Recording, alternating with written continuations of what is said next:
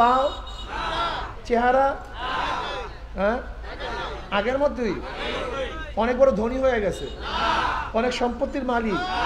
ঘটনা কি? কিন্তু সেই আগেরই ওমর, ওই যে ওমর যেই চেহারার, যেই নাক, যেই কান, যেই লম্বা, যেই রং, একই তো ওমর। কিন্তু ঘটনাটা কি? ওমরের পরিবর্তনটা কি হলো? এ তো সেই ওমর যে নবীকে হত্যা করার জন্য রওনা করছে। এই ওমর সম্পর্কে নবী কি বলছেন? ওমর বলেও ঠিক, বুঝেও ঠিক। বুখারীর মধ্যে রওয়ায়াত আছে। এই ওমরের অবস্থাটা কি? ওমরের মত অনুযায়ী কোরআনের বহুত আয়াত নাযিল হয়ে গেছে। এই ওমরকে নীল নদের কাছে চিঠি লিখছে, পানির কাছে। হ্যাঁ, নীল নদ। আপনারা জানেন মিশরের মানুষজনের কৃষি খামারের জন্য একমাত্র পদ্ধতি, পন্থা, উপকরণ ছিল নীল নদ।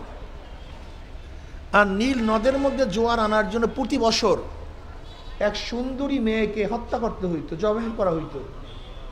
মুসলমানরা সেখানে শাসন করার পরে এলাকার লোকজন বলতেছে যে একজন সুন্দরী, সুস্ত্রী, আকর্ষণীয় রমণীকে হত্যা করার আগ পর্যন্ত এখানে জোয়ার হবে না। এখন মুসলমান গভর্নর চিন্তা করতেছে, সুন্দরী, সুস্ত্রী দূরের কথা, একেবারে কেউ তো বিচার বহির্ভূত করা জায়েজ নেই। আর এটা তো সম্পূর্ণ শিরক, কুফরি। এটা সম্ভব কিভাবে?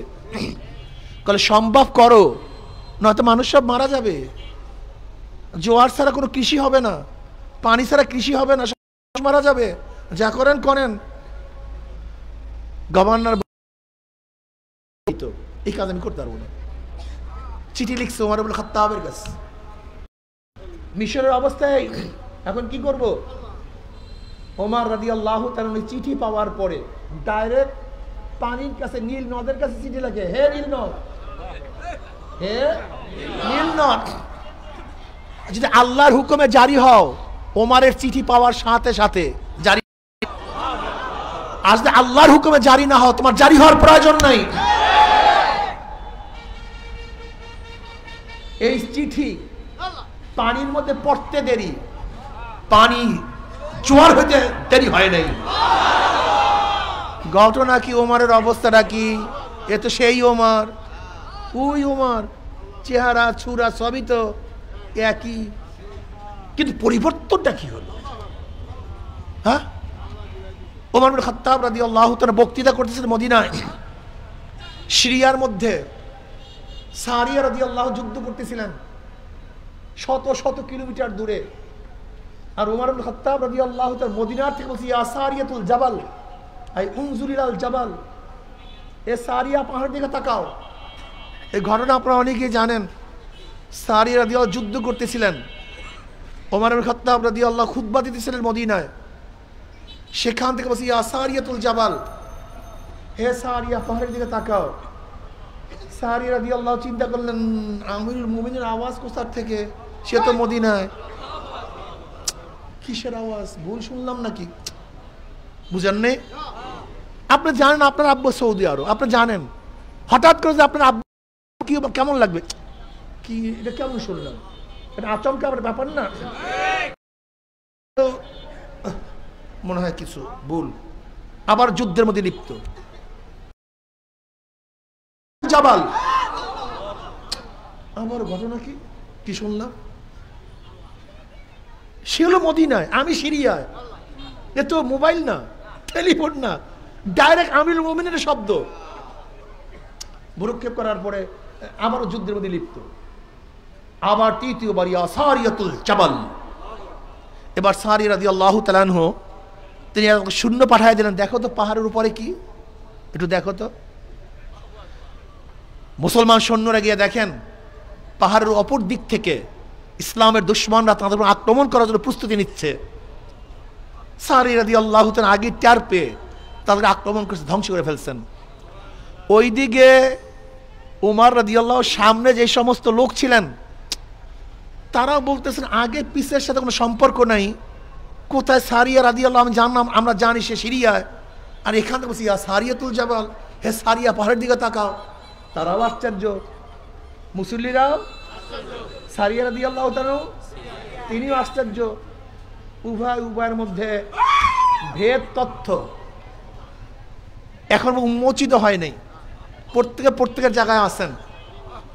সারিয়া রাদিয়াল্লাহু তাআলা যুদ্ধে বিজয় ভেসে যখন মদিনায় ফিরছেন, মদিনার থেকে লোক বের হয়ে গেছে, গিয়া বলতেছেন সারিয়া অমুক তারিখ জুমার সময় আমিরুল মুমিনিনের কোনো শব্দ শুনছো তুমি? এবার সারিয়া দিল চমকে গেছে, বলে হ্যাঁ ভাই। বলে কি ঘটনা? বলে ভাই আমি তো যুদ্ধে ছিলাম, আমিরুল মুমিনিনের শব্দ পাইলাম, আসারিতুল জাবাল। আমি চিন্তা করলাম না এটা ভুল মনে হয়। আবার দ্বিতীয়বার আমি ভ্রুক্ষেপ করলাম না, তৃতীয়বার আবারও শব্দ পেলাম, হে সারিয়া পাহাড়ের দিকে তাকাও। আমি একদল সৈন্য প্রেরণ করলাম, দেখলাম অপর দিক থেকে সৈন্যরা আমাদের আক্রমণ করার জন্য প্রস্তুতি নিচ্ছে। আল্লাহর কসম, যে ওমর ইবনে খাত্তাবের আওয়াজ না পাইতাম তো একজন মুসলমান জিন্দা মদিনা আসতে পারতাম না। কি বুঝলেন?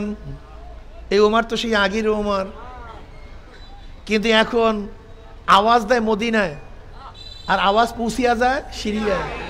ঘটনাটা কি? ওমর তো সেই ওমর। নবী রাসূলগণ আসছিলেন কেন?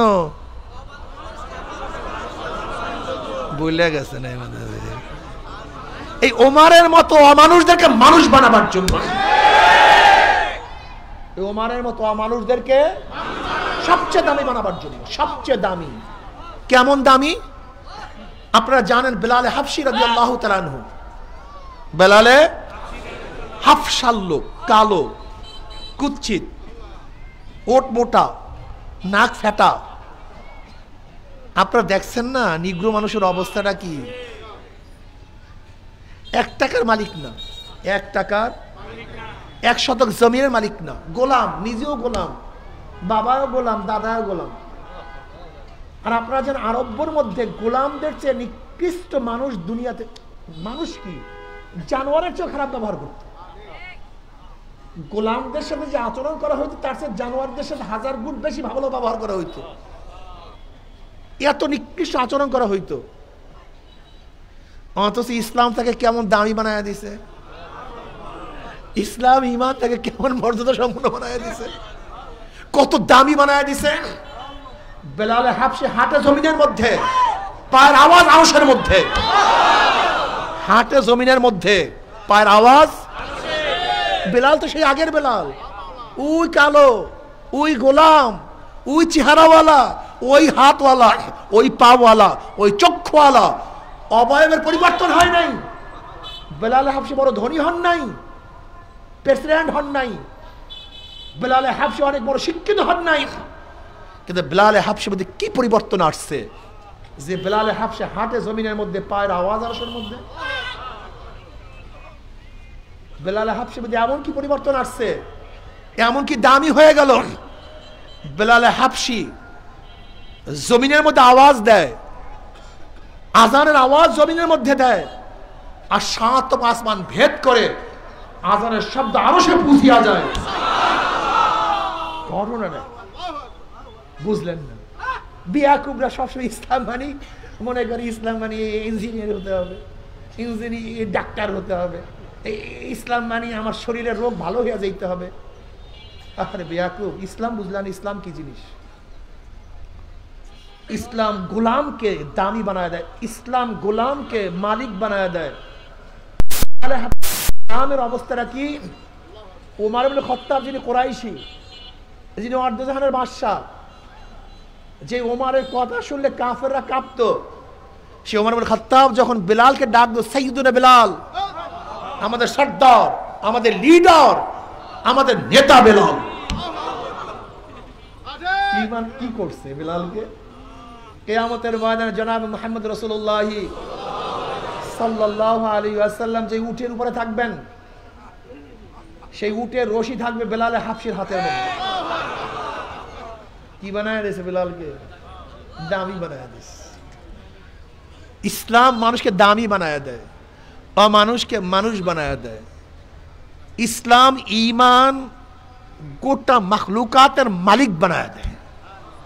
মখলুকাতকে হুকুম দিলে এই মানুষ মাখলুকটা মানতে বাধ্য হয়ে যায়, বিশ্বাস হয় না? ইব্রাহিম আদম রহমতুল্লাহ আলাইহি বাদশাহী ছাড়ছেন, ঘটনা আপনারা জানেন, সেদিকে যাব না।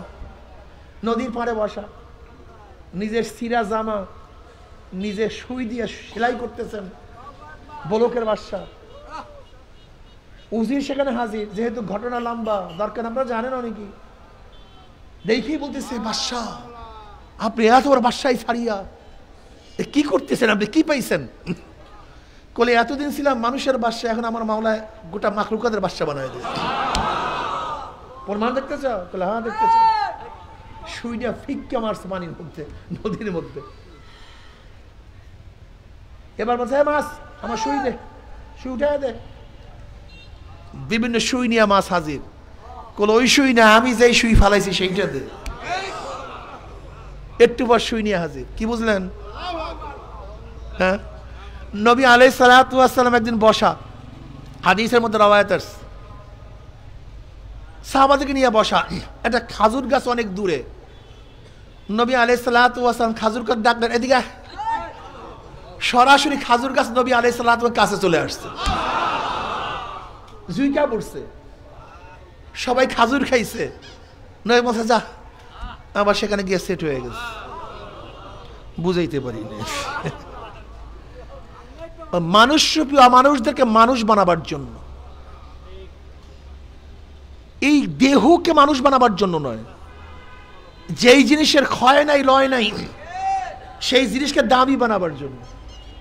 লা তা'মাল আবসারু ওয়ালাকিন তা'মাল কুলুবুল্লাতী ফিস সুদূর। ওদের বাহ্যিক চক্ষু অন্ধ না, কলমের মধ্যে যে চক্ষুটা আছে এটা কি হয়ে গেছে? এইটা অন্ধ হয়ে গেছে। কলবের চক্ষু খোলার জন্য, দেখো ভালো মতো বুঝো, তোমার সামনে সুন্দরী আকর্ষণীয় এক রমণী দ্বারা তুমি দেখো না কেন? সুন্দরীর কোনো ত্রুটি নাই, তোমার চক্ষু অন্ধ। তোমার সামনে বিশাল মহল, আকর্ষণীয় মহল, তুমি দেখো না কেন? মহলের কোনো ত্রুটি নাই। ত্রুটি কার মধ্যে? কথা বলেন না কেন? আকর্ষণীয় বাগান, বাগানের কোনো ত্রুটি নাই, তোমার চক্ষু নাই, বিধায় তুমি দেখো না। সব জায়গা আমার মাওলার কুদরত, সব জায়গা আমার মাওলার কুদরত, সব জায়গায়। আল্লাযীনা ইয়াযকুরুনাল্লাহা কিয়ামান ওয়া কুউদান ওয়া আলা যুনুবিহিম ওয়া ইয়াতাফাক্কারুনা ফী খালকিস সামাওয়াতি ওয়াল আরদ রব্বানা মা খালাকতা হাযা বাতিলান সুবহানাকা ফাকিনা আযাবান নার। আমার মাওলা আসমান কিভাবে বানাইছে? দুনিয়ার চেয়ে 13 লক্ষ গুণ সূর্যটাকে আমার মাওলা কিভাবে চালাইতে আছে? 9 কোটি 30 লক্ষ মাইল উঁচা আমার মাওলা সূর্যের কিভাবে সেট করছে? এত বিশাল সূর্যকে কিভাবে চালায়? এর তৈল কোথায়, পেট্রোল কোথায়, গ্যাস কোথায়, মেশিন কে যোগায়? বুঝাতে পারি বেয়াকুবরা মাওলাকে চিনিই না। তুমি কেন বুঝো না? একটা জিনিস এক জায়গা থেকে সরাবার জন্য প্রেসারের দরকার, পাওয়ারের দরকার, শক্তির প্রয়োজন। বুঝাতে পারি? কিসের প্রয়োজন? শক্তি ছাড়া কোনো জিনিস কোনো জায়গার থেকে নড়ে না। যে কোনো একটা শক্তি প্রয়োগের মাধ্যমে জিনিস আর এক জায়গা থেকে আর এক জায়গায় লুটতে পারে। এত বড় সূর্য 13 লক্ষ গুণ বড়, 9 কোটি 30 লক্ষ মাইল উঁচায়, দুনিয়ার চেয়ে 13 লক্ষ গুণ বিশাল সূর্যটাকে কে চালায়? পাওয়ার কোথায়? এই শক্তির যোগান কে দেয়? আল্লাহুল্লাযী রাফা'আস সামাওয়াতি বিগাইরি আমাদিন তারাউনাহা। আমার মাওলা পাক রব্বুল আলামিন এত বড় আসমানকে বিনা খুঁটিতে কিভাবে উঁচা করছেন? আজীব। সামান্য কাপড়ের ছাউনি দেওয়ার জন্য কত বাঁশের প্রয়োজন, কত লেবারের প্রয়োজন, কত কর্মচারীর প্রয়োজন। সামান্য একটা ছাদ উঠাবার জন্য কত কত ইঞ্জিনিয়ারের প্রয়োজন, কত কত ফাউন্ডেশনের প্রয়োজন। আর আল্লাহুল্লাযী রাফা'আস সামাওয়াতি বিগাইরি আমাদিন তারাউনাহা, আমার মাওলা পাক রব্বুল আলামিন 7 আসমানকে বিনা খুঁটিতে কিভাবে উঁচা করিয়া ফেলাইছে? কোনো খুঁটি নেই। মাওলাকে খুঁজো কোথায়? বিয়া আমার মাওলা পাক বলে অফি আনফুসিকুম আফালা তুবসিরুন, আমি তোর মধ্যে, অফি আনফুসিকুম, আমি তোমার মধ্যেই আছি, তুমি কেন দেখো না? ঘটনা কি? আল্লাহ কোথায় আছে? তুমি দেখো না কেন বলেন? মাশাআল্লাহ, তোমার সামনে সব কিছু দাঁড়া, কিন্তু তুমি কেন দেখো না? আসলে সব কিছু আসে, তাদের কোনো দোষ নাই, তোমার আসলে চক্ষু অন্ধ হয়ে গেছে। তোমার সামনে আয়না, কিন্তু তুমি আয়নায় কেন চেহারা দেখো না? আয়নার তো কোনো দোষ নাই, তোমার চেহারারও কোনো দোষ নেই। আয়নার মধ্যে কি পড়ছে? ময়লা পুড়িয়ে গেছে, আবরণ সৃষ্টি হয়ে গেছে। আবরণ দূর করো, দেখবা আয়না আবার তোমার চেহারাকে সুন্দর মতো তোমার সামনে উপস্থাপন করবে। ঠিক তোমার আমার কলবটা নষ্ট হওয়ার কারণে এই কলবের মধ্যে কিছু ধরা পড়ে না, অনেক কাছে থাকা সত্ত্বেও ধরা পড়ে না। আর যাদের চক্ষু পাওয়ারফুল তারা অনেক দূরের জিনিস দেখতে পারে, যাদের চক্ষু অন্ধ তারা কাছের জিনিসও দেখতে পারে না। যাদের কান ঠিক অনেক দূরের শব্দ পায়, কিন্তু যাদের কান বহেরা হয়ে গেছে, ওয়ালাকাদ যারানা লিজাহান্নামা কাসীরাম মিনাল জিন্নি ওয়াল ইনস লাহুম কুলুবুন লা ইয়াফকাহুনা বিহা ওয়া লাহুম আ'য়ুনুন লা ইউবসিরুনা বিহা ওয়া লাহুম আযানুন লা ইয়াসমাউনা বিহা উলাইকা কাল আনআমি বাল হুম আযাল উলাইকা হুম গাফিলুন। আসলে সব তোমার সামনে, তুমি কেন দেখো না? আওয়াজ তো তোমার সামনে, তুমি কেন দেখো না? কুল্লুন কদ আলামা সালাতাহু ওয়া তাসবিহাহু, গোটা মাখলুকাত আমার মাওলার তাসবিহ আদায় করে, গোটা মাখলুকাত আমার মাওলার জিকির করে, গোটা মাখলুকাত আমার মাওলাকে সিজদা করে। তুমি কেন মাখলুকাতের জিকিরের আওয়াজ শোনো না? আসলে তোমার আবার কান বহেরা হয়ে গেছে। গোটা সব জায়গা অফি আনফুসিকুম আফালা তুবসিরুন। আল্লাহ পাক বলে ফাইনামা তুআল্লু ফাসাম্মা ওয়াজহুল্লাহ ওয়া হুয়া মাআকুম আইনামা কুনতুম। তোর চেহারা যেই দিকে ঘোরায় সেই দিকে আমি মাওলা, তুই যেখানে আছো সেখানেই তো আমি আছি, কিন্তু তুমি আমি কেন দেখি না? তোমাকে মনে রাখতে হবে, খুব ভালো মতো বুঝতে হবে, ইন্নাল্লাহা লা ইয়ানজুরু ইলা সুওয়ারিকুম ওয়া আমওয়ালিকুম ওয়ালাকিন ইয়ানজুরু ইলা নিয়্যাতিকুম ওয়া কুলুবিকুম। আমার মাওলা তোমার আমার চেহারার দিকে তাকান না, তোমার আমার বিল্ডিং এর দিকে তাকান না, গাড়ির দিকে তাকান না, বাড়ির দিকে তাকান না। আমার মাওলা সব সময় তোমার আমার কলবের দিকে তাকাইয়া আছেন। তোমার কলবের অবস্থা কি? তোমার আমার হালাত কি? এবারে মাইকওয়ালা গুনগুন শব্দ করে শোনেন না আপনি?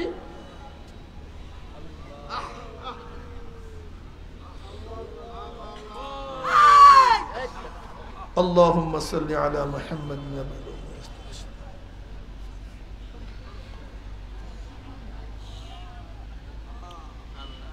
এর জন্য আমি জুয়ান বাবাদেরকে বলবো, মুরব্বী বাবাদেরকে বলবো, এ আমার পর্দার মা বোনেরা, মাওলাকে রাজি খুশি করিয়া তারপর মাওলার কবরে যাইতে হবে। যদি মাওলাকে রাজি খুশি করিয়া মাওলার কবরে যাও, কবরটা জান্নাতের বাগিচা হয়ে যাবে। মাওলাকে রাজি খুশি করে কিয়ামতের ময়দানে উঠো, আমার মাওলার দিদার নসিব হয়ে যাবে। আশিকারা রোজে মাহশার বা কিয়ামত কারেনিস, আশিকারা রোজে মাহশার বা কিয়ামত কারেনিস, আশিকারা জুস্তামাশাই জামালো ইয়ারিনিস। বাবারে কিয়ামতের ময়দানে আশিকদের অবস্থাটা কেমন হবে? আশিকদের অবস্থা ভিন্ন। কিসের কিয়ামতের ময়দান, কিসের মিজান, কিসের পুলসরাত? আশিকদের কোনো হুঁশ থাকবে না, তাদের খেয়াল শুধু আমার মাওলাই কই, আমার মাওলাই কই। আল্লাহ তুমি কবুল করিয়া নাও। মাওলাকে দেখার জন্য পাগলের মতো দৌড়াদৌড়ি করতে থাকবে। নবী আলাইহিস সালাতু ওয়াস সালাম ফরমান, সাতারাউনা রাব্বাকুম কামা তারাউনাল কামারা লাইলাতাল বদরে। যেরকম পূর্ণিমার চন্দ্র আকাশে উদিত হইলে ভিড়া ভিড়ি ধাক্কা ধাক্কি বেদিত, প্রত্যেকের জায়গার থেকে পূর্ণিমার চন্দ্র দেখতে পারে। যখন আল্লাহ পাকের পাগলরা মাওলাকে দেখার জন্য পাগলামি শুরু করবে, আমার মাওলা পাক বলে ফেরেশতারা নূরের পর্দা সরাইয়া দে। যখন নূরের পর্দা সরাইয়া দেওয়া হবে, প্রত্যেকটা জান্নাতে ভিড়া ভিড়ি ধাক্কা ধাক্কি বেদিত আমার মাওলাকে দেখিয়া ফেলাইবে। আমার মাওলাকে দেখার সাথে সাথে সমস্ত জান্নাতীরা সেজদার মধ্যে পড়িয়া যাবে। এক সেজদায় কোন রওয়ায়াতের মধ্যে আছে 40,000, কোন রওয়ায়াতের মধ্যে আছে 70,000 বছর কাটিয়া যাবে, কিন্তু আল্লাহ পাকের বান্দা বান্দির কোনো হুঁশও থাকবে না। নবী আলাইহিস সালাতু ওয়াস সালাম ফরমান, মান আহাব্বা লিকা আল্লাহ আহাব্বাল্লাহু লিকাহু ওয়া মান কারিহা লিকা আল্লাহ কারিহাল্লাহু লিকাহু। যারা মাওলার সাথে সাক্ষাৎ করাকে পছন্দ করে, আমার মাওলা তাদের সাথে সাক্ষাৎ দেওয়ার জন্য অপেক্ষায় আছে। আর যারা আমার মাওলার সাথে সাক্ষাৎ করতে চায় না, আমার মাওলা তাদের সাথে সাক্ষাৎ দিবে না। আল্লাহ তোমাকে এক নজর দেখার তৌফিক দিয়া দাও। তোমাকে একটা নজর দেখার তৌফিক, কি যে মজা! তোমাকে না দেখিয়া কত সেজদা করছি, তোমাকে না দেখিয়া কত রুকু করছি, তোমাকে না দেখিয়া তোমার সামনে কত দাঁড়াইছি, তোমাকে না দেখিয়া কত তোমাকে ডাকছি।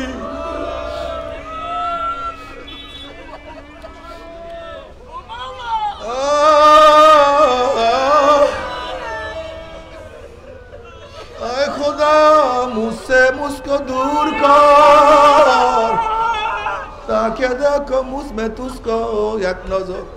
মাওলা আমাকে আমার থেকে দূর করো, আমাকে আমার থেকে দূর করো। আমি কিছু না, তুমি আমার মধ্যে আসো।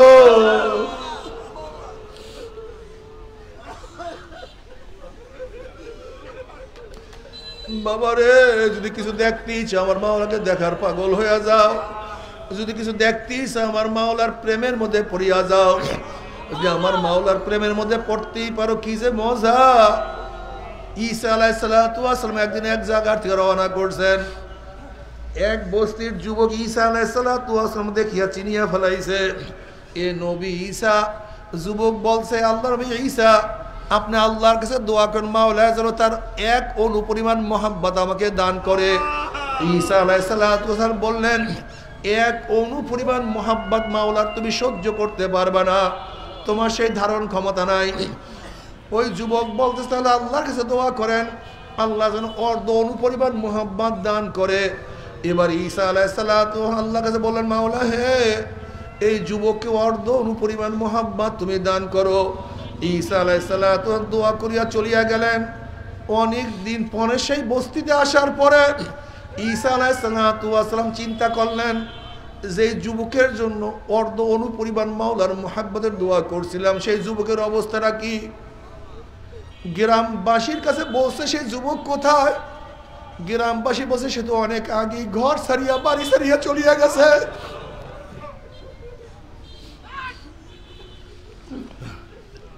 সে তো আর গ্রামে থাকে না। অনেক খোঁজাখুঁজি করার পরে যুবকের সন্ধান পায় না। এবার আল্লাহর কাছে বলে, মাওলা হে, সেই যুবকের সাথে আমি সাক্ষাৎ করতে চাই, দেখা করতে চাই। আল্লাহ বলেন, যাও অমুক পাহাড়ের মধ্যে যুবক আছে।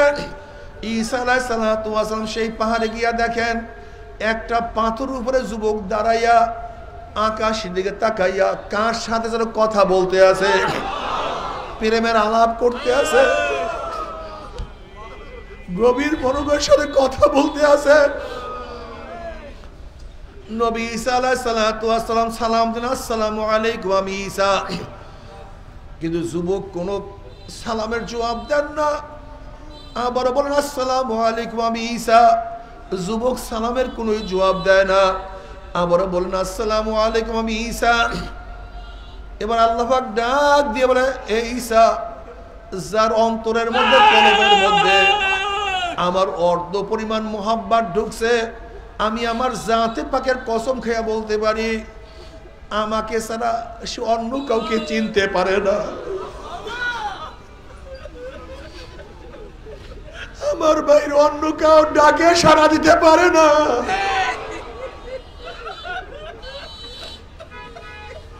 আমার বাইরে অন্য কারোর সাথে কথা বলতে পারে। ও বাবারে,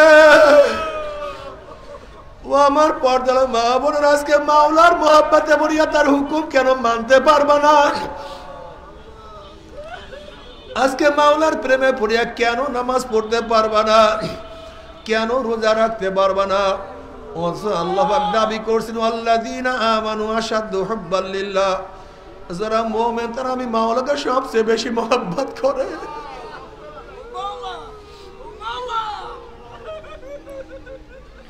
মাওলার প্রেমের মধ্যে, মাওলার ভালোবাসার মধ্যে কি যে মজা! এই বয়ান তো কেউ কাউকে করতে পারবে না। আল্লাহ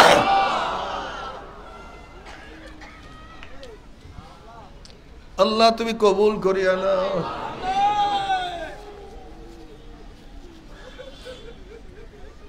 जन्नत दो दुख से यार आप क्या करो, जन्नत दो दुख से यार आप क्या करो, आरज़ू है मैं तुझे साथ देखा करो।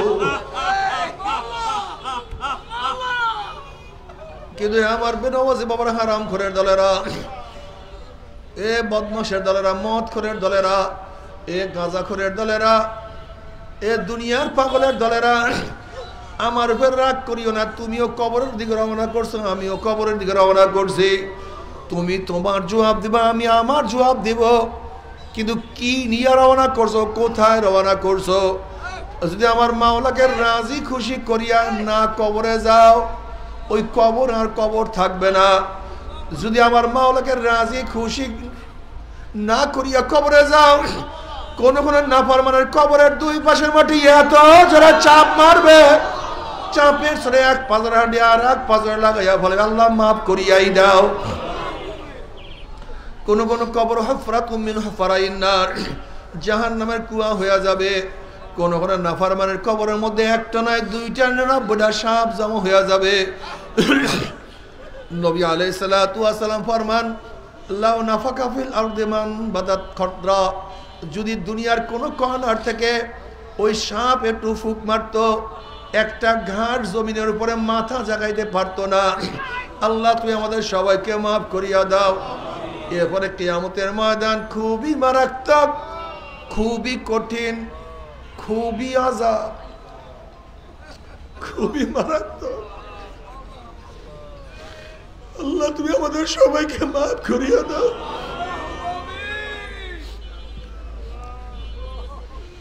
নবী আলাইহিস সালাতু ওয়াস সালামকে প্রশ্ন মা শিবতা ইয়া রাসূলুল্লাহ, ইয়া নবী আল্লাহ, ইয়া রাসূলুল্লাহ, এই অল্প বয়সে আপনি কেন বুড়ো হয়ে গেলেন? এই অল্প বয়সে আপনার দাড়ি চুল কেন পাকিয়া গেল? এই অল্প বয়সে কেন সাদা হয়ে গেলেন? নবী আলাইহিস সালাতু ওয়াস সালাম বললেন সূরা ওয়াকিয়া এবং এই ধরনের সূরার মধ্যে আমার মাওলা যে কিয়ামতের বয়ান করছে, যে জাহান্নামের বয়ান করছে, ওই কিয়ামতের চিন্তায়, ওই জাহান্নামের চিন্তায় চিন্তায় আমি নবী বুড়া হয়ে গেছি। বাবারে, যেই নবীর ব্যাপার আছে গুফিরা লাহু মা তাকাদ্দামা মিন যানবিকা ওয়া মা তাআখার, আসলে নবী নিজের চিন্তায় বুড়া হন নাই, নবীর নিজের চিন্তা দাড়ি পাকে নাই। এই উম্মতের চিন্তায় চিন্তা আমার নবীর দাড়ি পাকিয়ে গেছে। উম্মতের চিন্তায় চিন্তা, উম্মতের চিন্তায় চিন্তায় নবীর চুল সাদা হয়ে গেছে।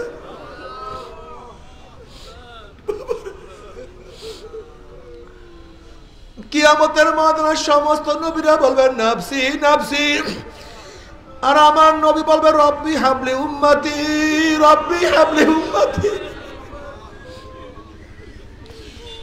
মাওলা আমার উম্মতের উপায় কি? আমার উম্মতের উপায় কি?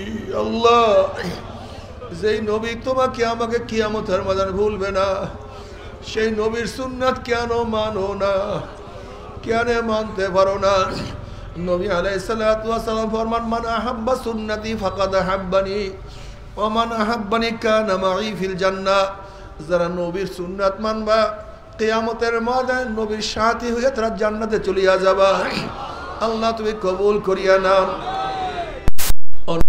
এর মধ্যে আছে মান দইয়া সুন্নতি হুররিমাত আলাইহি শাফাআতি, যারা আমার সুন্নাতকে অমান্য করবে, আমার সুন্নাত মানবে না, তাদের উপরে আমার সুপারিশ হারাম হয়ে যাবে। যারা সুন্নাত অনুযায়ী চলবে না, কিয়ামতের ময়দানে নবীর সুপারিশ তাদের হবে না। আল্লাহ তুই মাফ করিয়া দাও।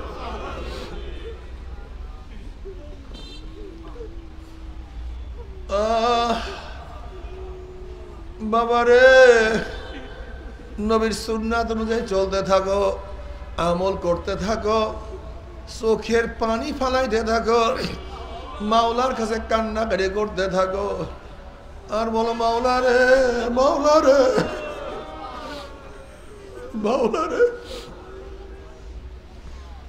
নবী আলাইহিস সালাতু ওয়াস সালাম আল্লাহর কাছে দোয়া করে, আল্লাহুম্মা রযুকনি আইনাইনা তাবকিয়ান মিন খাশিয়াতিকা ক্বাবলা আন ইয়াকুনা দামু দামান। মাওলা হে, তুমি আমাকে এমন দুইটা চক্ষু দান করো যে চক্ষু তোমার ভয়ে সব সময় কাঁদতে থাকবে। ওই দিন কান্নার আগে, যেই দিন কাঁদতে কাঁদতে কিয়ামতের ময়দানে চোখের পানি শেষ হয়ে যাবে, পানি শেষ হওয়ার পর রক্ত বাইর হওয়া শুরু হবে। চোখের পানি রক্ত পড়তে পড়তে গালের চামড়া গোস্ত পচিয়া সব পড়িয়া যাবে। লক্ষ লক্ষ লক্ষ কোটি কোটি ফোঁটা পানি পড়বে, কোনো লাভ নাই, কোনো উপকার নাই, কোনো ফায়দা নাই।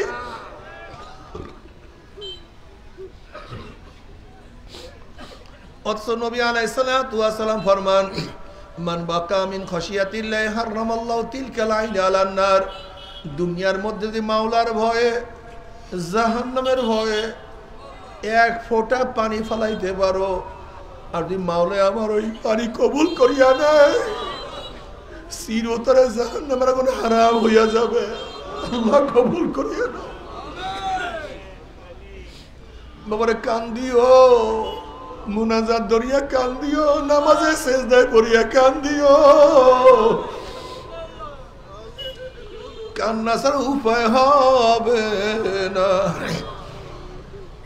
মোমেন মুসলমান বলতে সবাই মনে চায় গুনার থেকে ফিরিয়া নেক আমল করিয়া মাওলার জান্নাত, কিন্তু সবাই যাইতে মনে চায়। গুনাহ নিয়া মাওলার জাহান্নামে কাউরি কিন্তু যাইতে মনে চায় না। কিন্তু কেনই বা আমরা নেক আমল করতে পারি না, কেনই বা গুনার কাম ছাড়তে পারি না?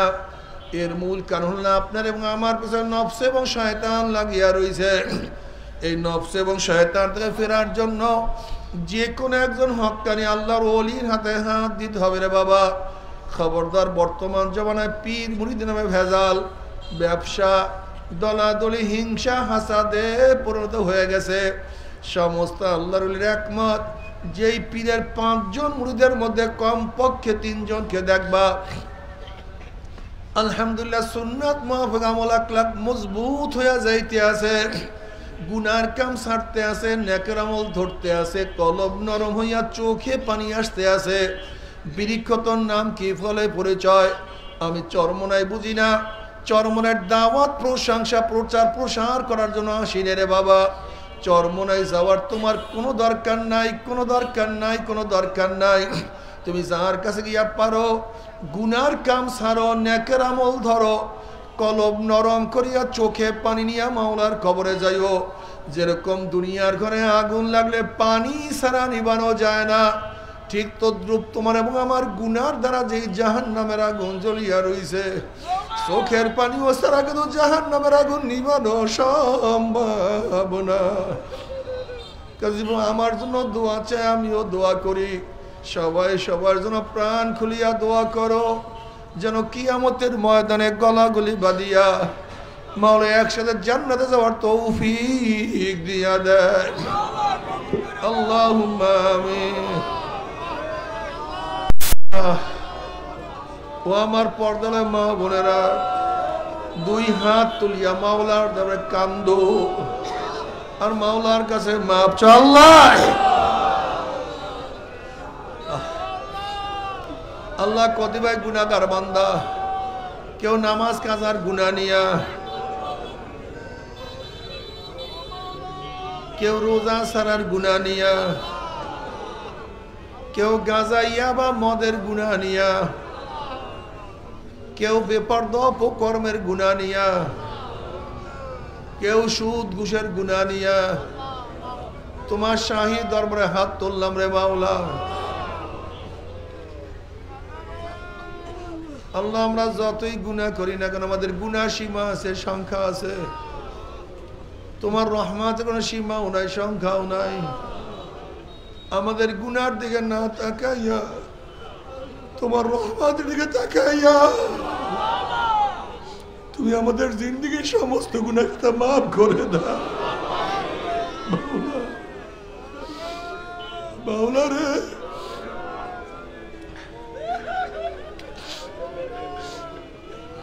আল্লাহ সন্তান অন্যায় করিয়া বাবার কাছে মাপ না পাইলে মার কাছে মাপ পাওয়ার আশা করে, ভিক্ষুক এক দরজায় ভিক্ষা না পেলে অন্য দরজায় ভিক্ষা হওয়ার আশা করে। আমরা তোমার দুয়ারের ভিক্ষু, তুমি ঢাকাইয়া দাও, তারাইয়া দাও, আর তোর দরজা নাই রে মালিক, আর তো কোনো দুয়ার নাই। আল্লাহ আল্লাহ আমার যুবক বাবাকে কবুল করিয়া না, আল্লাহ আমার মুরব্বী বাবাকে কবুল করিয়া না, আল্লাহ আমার মা বোনকে কবুল করিয়া না। আল্লাহ আমরা যারা হাত তুললাম জানি না কার মা নাই, বাবা নাই, স্ত্রী নাই, সন্তান নাই, দাদা নাই, দাদু নাই, নানা নাই, নানু নাই। আল্লাহ যত মোমেন মোমরা, যত মুজাহিদরা কবরে শুয়ে সবাই কবরে আযাবকে মাফ করে দেন আল্লাহ।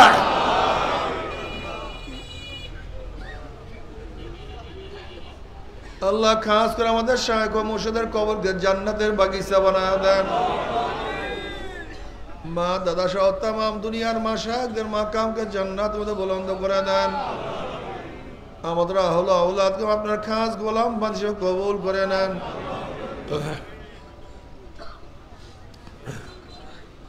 ربنا هب لنا من أزواجنا وذريتنا قرة أعين واجعلنا للمتقين إماما رب ارحمهما كما ربياني صغيرا وصلى الله تعالى على خير خلقه محمد وآله وأصحابه وأزواجه وأتباعه أجمعين ارحمنا معهم برحمتك يا أرحم الراحمين। ভাই বসেন।